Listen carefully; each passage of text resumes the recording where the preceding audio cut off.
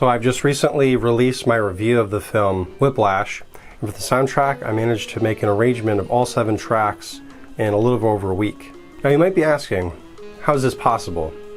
How do you basically make a jazz album in a week? A lot of nicotine. It's called cocaine. No, I mean a lot of nicotine. Just kidding, kids, drugs are bad, don't do drugs. Give hugs, not drugs. So nicotine abuse aside, a key pillar of making these tracks was with a software called Impro-Visor. And with Impro-Visor, it has an entire collection of jazz standards and all the chord progressions and melodies. But the most important feature is that it gives you a grammar of a player, say like John Coltrane or Charlie Parker or Joe Henderson. It creates a solo using that grammar. And I found that Joe Pass and Joe Henderson in particular were the most shreddy, whereas Charlie Parker and John Coltrane's grammar was a bit more melodic.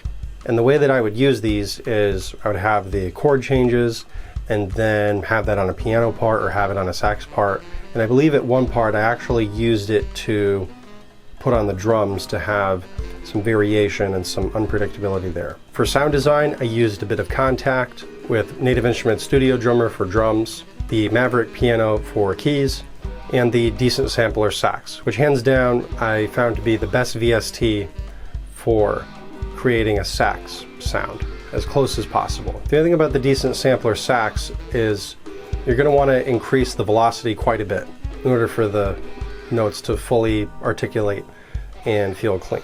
So some of the lower range and the dynamics don't go through as much, so you really need to get the velocity a bit high for it to stand out in the mix.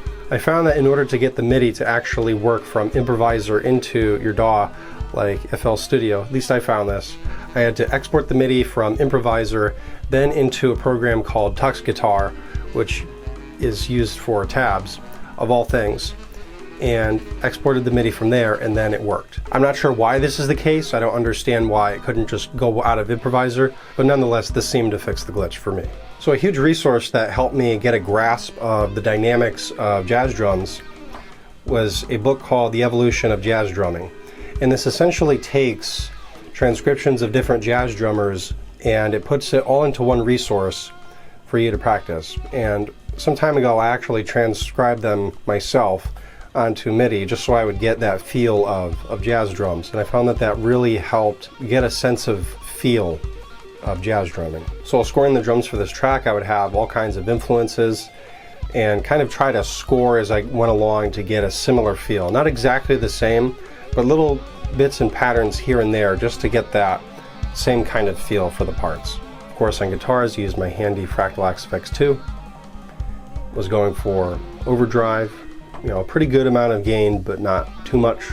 And I was actually surprised. I thought that for particularly the track that was inspired by Brew, that some of the guitar with the wah, some of the wah guitar would be too distracting, but I was actually pretty happy with how that went with some of the tension between Neiman and Fletcher. So that wraps up how I made my Starbucks Jazz album in about a week.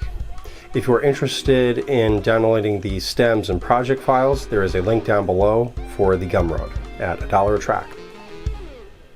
Peace, and I hope all is well. Well, that does sound tempting. But you know what, Sam? I really don't want no part of that shit. Did you hear what I said? It gives you a boner.